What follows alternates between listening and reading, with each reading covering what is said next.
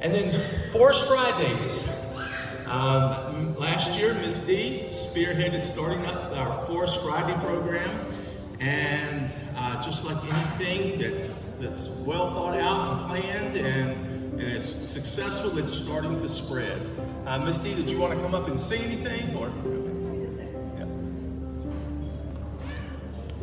Yeah, last year I started taking my class out into the woods on Fridays, and we did it mostly in the fall and winter months so that we would avoid any poison ivy or ticks or anything like that. But the kids just loved it, and we learned so much about nature from just using our CGAP to identify different mushrooms and different plants in the woods, and tracking animals. And a parent donated a webcam, I think that's what it's called, right?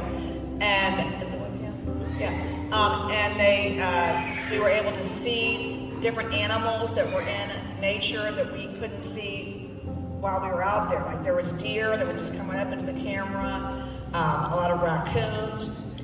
And so this year we're hoping to do more of that. Last year we also had a lady come from the county, and she had the kids do owl pellets, and they also tracked in did tracking in the woods.